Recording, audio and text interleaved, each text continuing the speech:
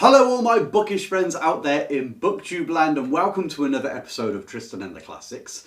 In this video we're going to take a look at a topic which many of you have commented on and hundreds of thousands, millions of people genuinely will have an issue with, and that is how to get into classic literature. And can I just say, if you've never been on my channel before, stick around and give me a few minutes, because this video may be something that you'll really benefit from. So without further ado, let's get stuck in, shall we? Right, so if you've clicked on this video or you typed in how to get into the classics on YouTube or why are the classics so hard to read, something like that, then there's a good chance that you're a certain type of person, and there's actually you're one of millions of people. You may be a reader already, but you've heard and almost feel obliged to explore the classics because they're supposedly better books, higher literature. Or perhaps you've had that moment in time in life that comes across us regularly through our life, where we've suddenly had that surge, that overwhelming realization that there is more to life than just our humdrum existence. And we want to explore more deeply what it means to be us. We start looking for meaning. And the works of art are often where a lot of that has been explored. But perhaps you're also intimidated by the idea of the classics, because they've got a reputation, haven't they? Now I'm going to put on screen a little comment that I recently had on one of my videos by Anthony Lynham. And just look at what he says, because what he wrote pretty much encapsulates lots and lots of comments that I've received and read elsewhere. See if this sounds familiar to you. I enjoyed this video on the classics and where to start, because I'm always interested in reading more classics, but usually hesitant to pick something up due to the fear of it going over my head. I can read classic books from the 1950s to 1970s with no real issue, but it's the 1800s where I begin to break a sweat. Now, did you relate to the comment that Anthony made there? Now, I know that a lot of you watching will, because of how many times I've seen comments like that. And in fact, millions of people the world around actually feel the same. They would like to dip into the classics, but fear that they're too highbrow, or they haven't got a literature degree, and so they're not going to understand it. It's going to be wasted on them. That's not true. And in this video, I'm going to give you the ways to get into classic literature, and they are far easier than you can possibly imagine. But I just want to say right at the beginning what I'm not going to do. I'm not going to sit here and say, read this book, and this book. Now, I have got a video on 12 good books to introduce you to the classics. Like, if you want to get going and really enjoy them, there's a video for some suggestions. However, getting into the classics should never be about being told, read this book and that book. The real reason that we struggle to get into the classics are these: our own insecurities, our own impatience, and our own misconceptions of what the classics are. And in this video, I'm going to go through these quite quickly and give you examples from the classics that will help you overcome any fear that they're going to be too complicated or too hard for you, and in fact demonstrate to you that you will love them.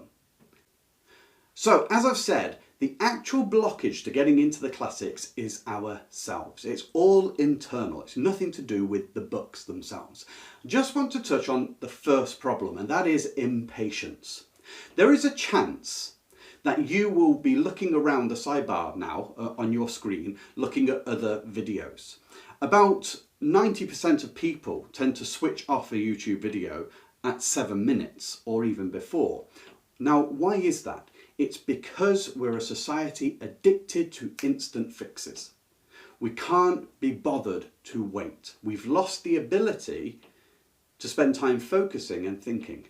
Now, I want you to do yourself a favour and watch this video all the way to the end, because that's the one prerequisite, I would say, you need to have if you're going to read classics. If you can't finish a YouTube video, you're not going to finish the classics. So finish this video and it will have a profound impact on you just finishing it, okay? So talking of impatience, if we're in a hurry to finish a book, we don't enjoy it. Okay, a lot of us want to be well read, but we don't want to read. We like the idea of being able to hold forth and have conversations with others about Dostoevsky and Tolstoy and Anna Karenina and Robinson Crusoe and whoever it is. But we don't want to do the work. It's like most of us want a beach body, but we don't want to put the effort in to get one. Okay? We live in a world of instant fixes, of instant pleasure, and we've lost the ability to just do the work slowly and patiently. So, the first thing for getting into the classics is we have to recognise that it's our impatience is one of the biggest obstacles. And to that end, I'm not going to go any further into this topic, but I would recommend at the end of this video going and watching my other video, Advice for Slow Readers, where we talk a little bit about patience, and I'll put a link in the comment section below. So now I want to go to the second issue regarding getting into the classics. It's not a case of knowing what to read or learning exactly how you're supposed to read. One of the biggest problems with getting into the classics is our own insecurity. Remember Anthony's comment that he feared it would go over his head. Maybe you think you need a literature degree because classics are studied at university. Well, that's true, they are studied there, but other things are studied there too. People study culinary arts, but it doesn't mean to say we don't cook for ourselves if we haven't got a degree in it. What you need to remember about the classics is they were written for ordinary people. They were written to entertain, to enlighten, to pass the time of day. The poor used to collect money together so that they could buy the newspaper that a Dickens novel came out in increments, and they would sit and read it. Now these are the poor, uneducated, most of whom couldn't read. They would pick someone who could read to read it for them. Now if that's the case, that's who read them. Is it going to be too highbrow for you? Well, of course it's not. So put down the idea that you're not clever enough, that the classics are highbrow, because they are not. They're written for the common person.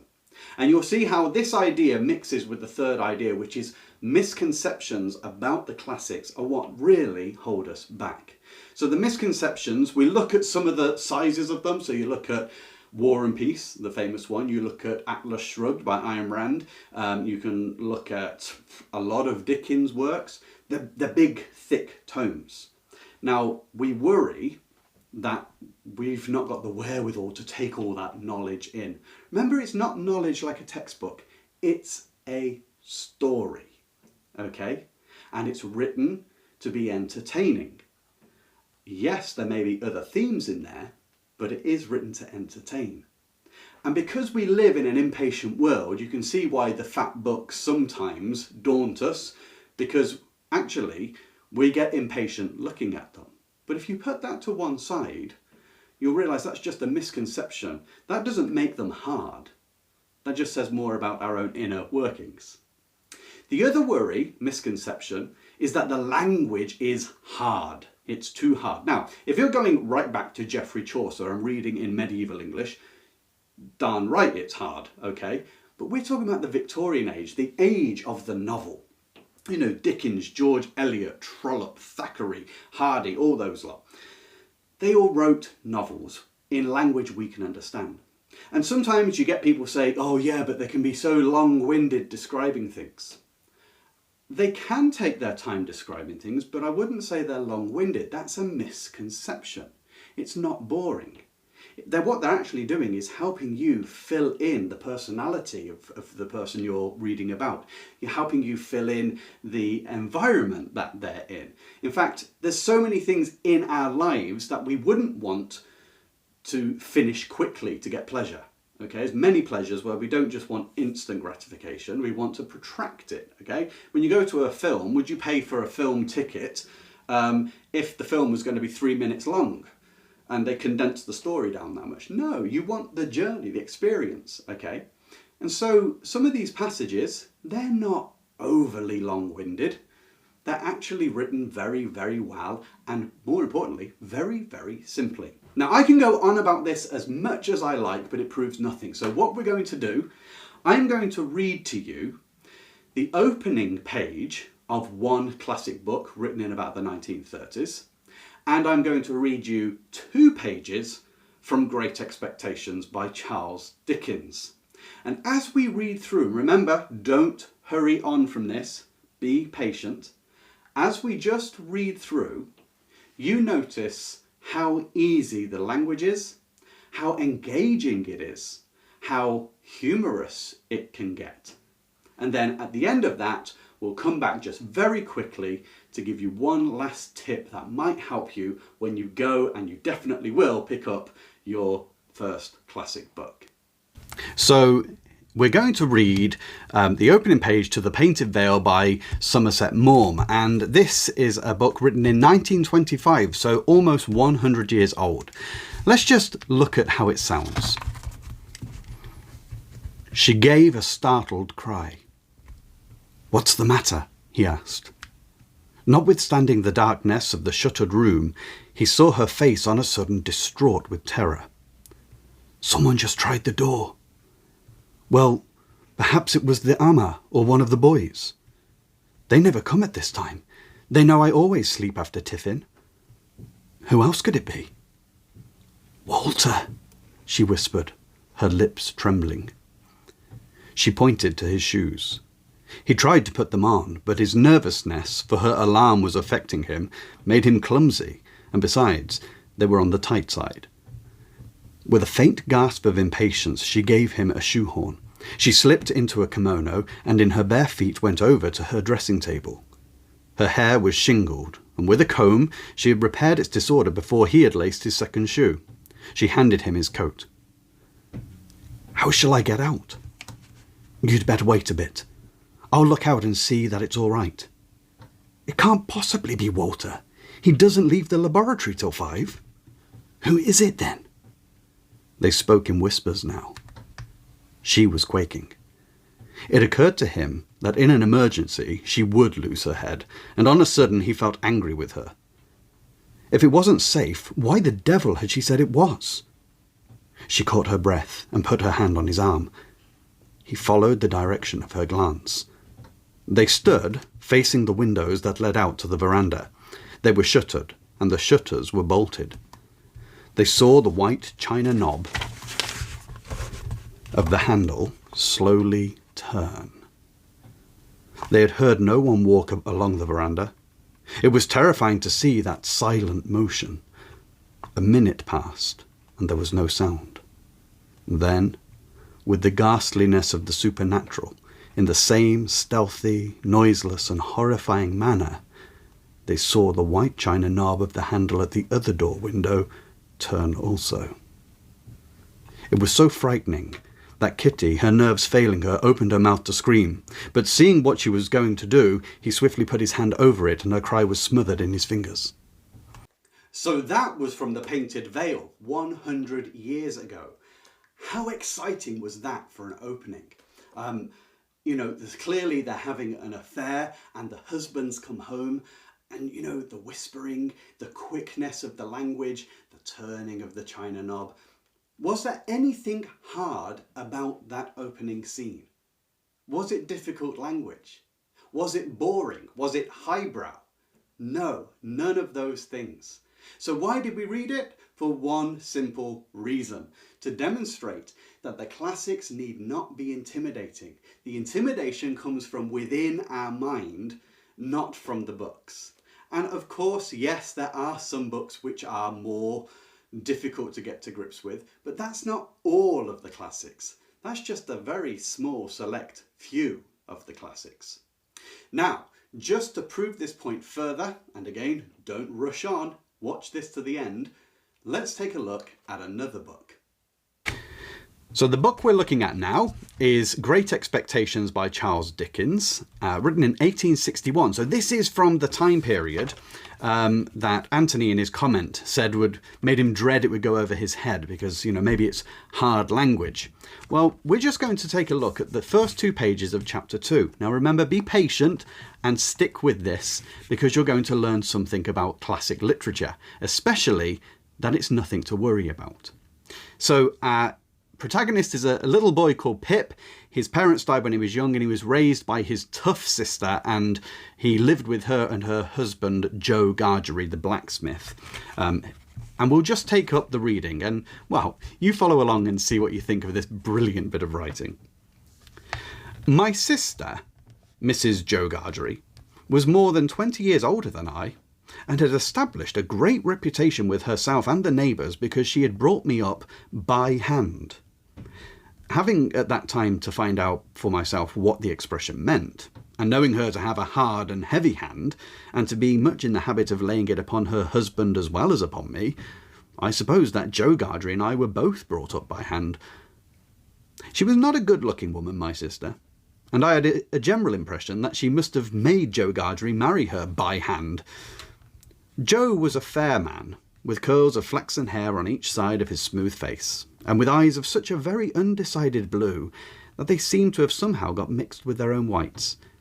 He was a mild, good-natured, sweet-tempered, easy-going, foolish, dear fellow, a sort of Hercules in strength and also in weakness.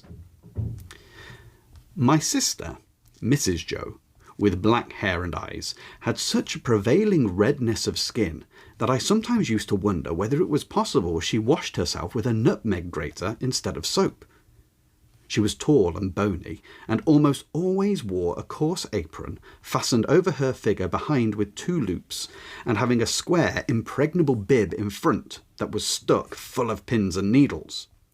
She made it a powerful merit in herself, and a strong reproach against Joe that she wore this apron so much, though I really see no reason why she should have worn it at all, or why, if she did wear it at all, she should not have taken it off every day of her life.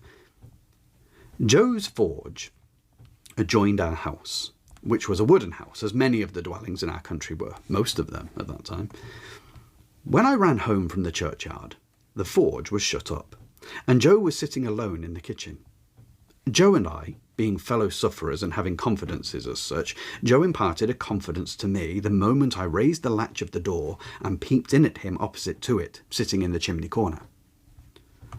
"Mrs. Joe's been out a dozen times looking for you, Pep, and she's out now, making it a baker's dozen." "Is she?" "Yes, Pip," said Joe, "and what's worse, she's got Tickler with her." At this dismal intelligence, I twisted the only button on my waistcoat round and looked in great depression at the fire. Tickler was a wax-ended piece of cane worn smooth by collision with my tickled frame. "She sat down," said Joe, "and she got up, and she made a grab at Tickler, and she rampaged out. That's what she did," said Joe, slowly clearing the fire between the lower bars with the poker, and looking at it. "She rampaged out, Pip." "Has she been gone long, Joe?" I always treated him as a larger species of child, and as no more than my equal. "Well," said Joe, glancing up at the Dutch clock, "she's been on the rampage this last spell about 5 minutes, Pep. She's a-coming. Get behind the door, old chap, and have that jack-towel betwixt you." I took the advice. My sister, Mrs. Joe, throwing the door wide open and finding an obstruction behind it, immediately divined the cause and applied Tickler to its further investigation. She concluded by throwing me, I often served as a connubial missile, at Joe, who, glad to get hold of me on any terms, passed me into the chimney and quietly fenced me up there with his great leg. "Where have you been, you young monkey?" said Mrs. Joe, stamping her foot. "Tell me directly what you've been doing to wear me out with fret and fright and worrit, or I'd have you out of that corner if you was 50 pips and he was 500 Gargeries." "I've only been to the churchyard," said I, from my stool, crying and rubbing myself. "Churchyard," repeated my sister. "If it weren't for me, you'd have been to the churchyard long ago and stayed there. Who brought you up by hand?" "You did," said I. And why did I do it, I should like to know, exclaimed my sister. I whimpered, I don't know. I don't, said my sister. I'd never do it again, I know that. I may truly say I've never had this apron of mine off since born you were. It's bad enough to be a blacksmith's wife and in a gargery without being your mother. So there we have a little part from Great Expectations, written in 1861. Now, my question, was that hard? Was there any language that was really difficult to understand? You may not know what a jack towel is, but you got the idea of what that was. It was to stop Pip being hit with the cane. It was clearly some towel that the blacksmith used. But other than that, simple. Not only simple, rather funny. I mean, can you remember older people when you were young using figures of speech which you didn't understand, but you just accepted? Like Mrs. Joe Gargery saying that she brought people up by hand. Okay, and he doesn't know what that means. When I was a kid, my mum used to say, you drive me up the wall. I took that literally. I couldn't understand what she meant because I never recalled ever once driving her up a wall. Okay, so we relate to Pip. And I'm not going to go into it here, but I'll do another video on why the classics are good writing and why they're beneficial for reading. But it's partly because they help us identify with ourselves rather than just going after a plot with a bit of action and a happy ending. They explore us. But I'll go into that in another video. But what I want you to see from that is that this book, which is what, 160 years old, is as readable as a book you could pick up today. So if you're worried about getting into the classics, don't be. The books aren't the problem, it's our own personal worries. They're not written to be studied at university, they were written for people like you and me to read and understand and have fun with, and maybe even they could make us think about something we wouldn't otherwise have thought of. So well done for getting to the end of this video. If you have, it shows that you've got some patience, and that's what's required to be able to read any of the classics. Just a little patience. Now, speaking of that, go and watch my other video on advice for slow readers, because we talk about how to take on the bigger books and also if we are impatient, what we can do about it. But what you've really gained from this, did you notice we didn't talk about read this, this or this? We focused on where the intimidation of the classics comes from. It is within. It's from our impatience and from our misconceptions and our own self-doubt. You do not need to have a degree to read the classics. Dickens did not have a degree, and he wrote some of the best works ever. As for if you do want recommendations, I'll put a link below to a recent video, 12 classics that can get you started in 2023. And they are just ripping yarns. They are great reads. You don't have to worry about splitting them apart and analysing them. They're just great fun to read. If you haven't already, please subscribe, because this is just one of a group of videos that I'm putting together to make a mini course in how to get into and get the most out of the classics. Until the next time I see you, I wish you joy in your classics adventure.